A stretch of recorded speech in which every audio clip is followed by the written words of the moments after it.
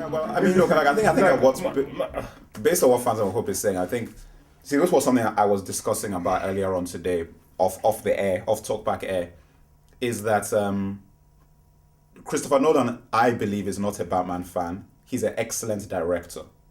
And what they've done is that they've given Batman to probably the best director who you could give it to turn it into the kind of movie it's actually become, to give it legitimacy.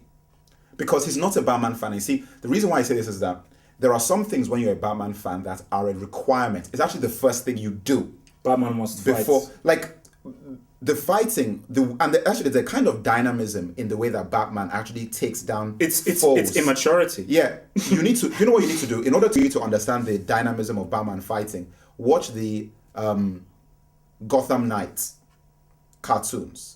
Now, if you see the Gotham Knight cartoons, there's some episodes in Gotham Knight cartoons that show the dynamism that I'm talking about. I mean, all I would say, guys, is you need to watch Gotham Knights. Watch Gotham Knights and see the way that the fighting is done and the dynamism that they've given to Batman. And that is what I'm trying to say here is that, look, like Phantom of Hope has said, listen, I'm so in on the Dark Knight that I can't even emphasize it more. It's a case of like, I'm now telling you that because Nolan has taken it so, like, I believe he's peaked. Like, part 3 is not going to be as good as this is.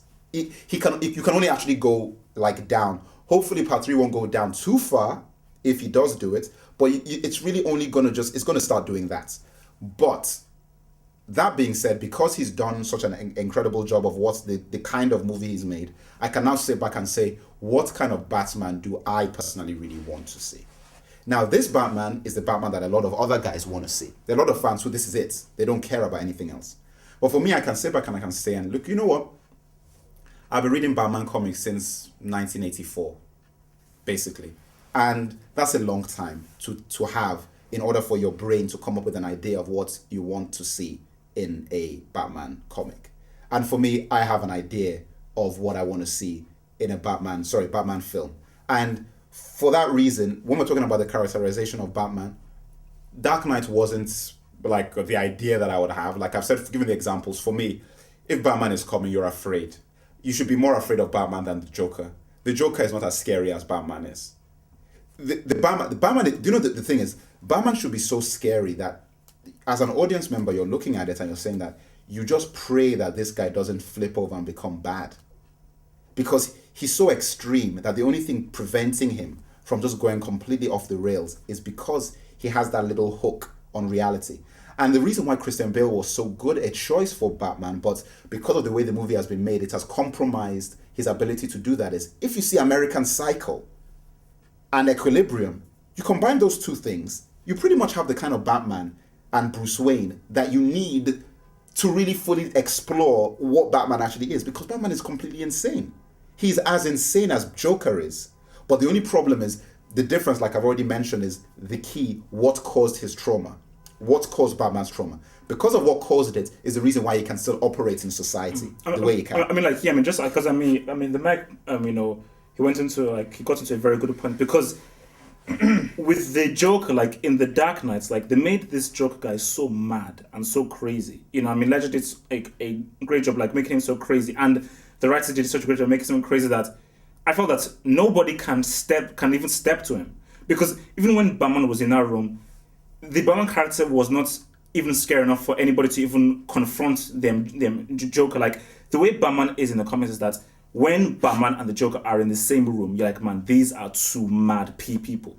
It's true. You feel like insane. So like you're hoping that, man, let Batman just find the Joker, because the only guy that can really step up to the Joker is Batman, a guy who is as crazy as him. You know. But it just felt like Joker was really the only mad guy. I think it was exposure, and I mean we should probably wrap up this Batman section so we can move on to the next thing. But I think it's exposure because of what Joker was in the film. Joker was so huge that it exposed the fact that Batman wasn't as fully realized in his Batman guise. I believe that Bruce Wayne is okay, but as the Batman guise, he isn't enough to go up against someone of the magnitude of that kind of psycho that we saw in The Dark Knight. Joker is so insane that when Batman is coming, it's like, I'm like, what's Batman going to do?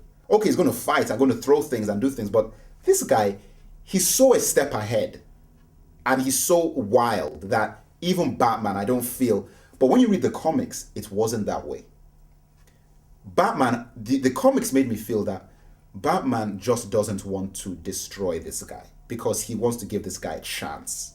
That's what I always felt, is that Batman is so mad anyway, but the thing is that Batman sees a possibility to help Joker because he sees part of himself in him. And Joker sees part of himself in Batman, which is the reason why.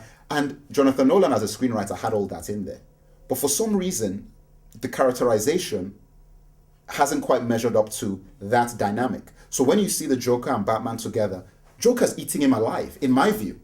Like, the scenes in Dark Knight, Joker's eating him alive. It's like, Joker's completely on top of the situation, he's completely in control, and whatever. And listen, maybe that's what they wanted, maybe that's not what they wanted. That is an angle to take, but it's not the angle that I like. But it's an angle to take. It was the same angle in 89, which is why, like, I thought this would be a different angle. That, finally, let's now see Batman and Joker like a real relationship, because in 89, Batman was submissive and just receptive to Joker. No, but the thing about 89 is that he was a total reactionary character. Batman was totally reactive. But this is still the same, pretty much. Yeah, but they've given Batman so much more agency in this movie. Yeah, more, but still, it is still in the same league. As in, you've not really made that, okay, Batman has now evolved now.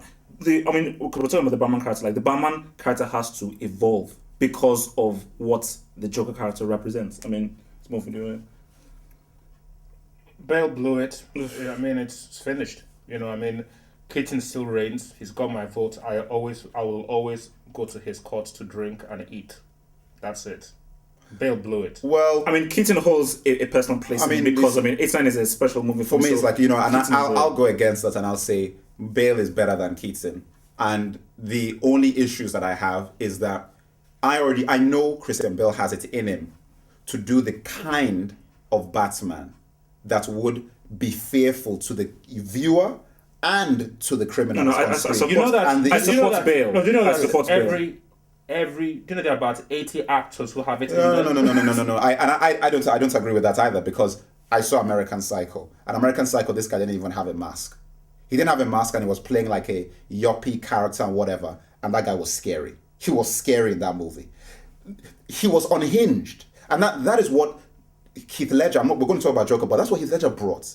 You need to bring you have to have a certain level of discomfort with being around a character because he's unhinged. I felt very comfortable around Batman.